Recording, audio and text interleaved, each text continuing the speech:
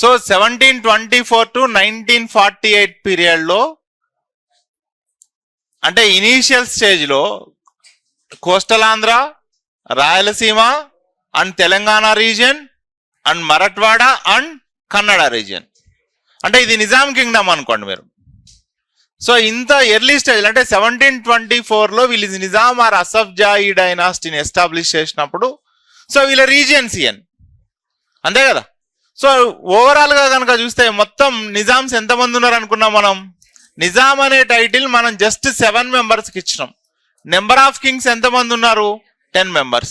So ఇక్కడ Nizam dynasty founder మీర్ Qamaruddin Khan.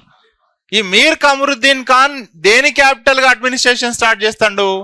Aurangabad capital గా administration start చేస్తాడు. సో ఔరంగాబాద్ క్యాపిటల్ గా మీర్ కమరుద్దీన్ ఖాన్, నెక్స్ట్ నాజర్, నెక్స్ట్ ఎవరు? ముజాఫర్, నెక్స్ట్ ఎవరున్నారు? సలాబత్. సో ఇక్కడ ఈ 4 kings ఔరంగాబాద్ క్యాపిటల్ గా రూల్ చేస్తారండి. ఈ ఔరంగాబాద్ క్యాపిటల్ గా రూల్ చేస్తున్నప్పుడు ఏమైందంటే మీర్ కమరుద్దీన్ తర్వాత నాజర్, ముజఫర్, సలాబత్ జంగ్ పీరియడ్ లో వీళ్ళకి ఇంటర్నల్ గా డిస్ప్యూట్స్ ఉంటాయి, అంతే కదా. ఈ ఇంటర్నల్ కాన్ఫ్లిక్ట్స్ ని బేస్ చేసుకొని ఫ్రెంచ్ అండ్ బ్రిటిష్ ఇన్వాల్వ్ అవుతాయి వీళ్ళ ఇష్యూస్ లో. ఫ్రెంచ్ బ్రిటిష్ ఇన్వాల్వ్ అయిన తర్వాత ఇనీషియల్ స్టేజ్ లో ఫ్రెంచ్ వీళ్ళ మీద పెత్తనం చేస్తుంది. నెక్స్ట్ ఎవరు వస్తారు? బ్రిటిష్ వస్తారు.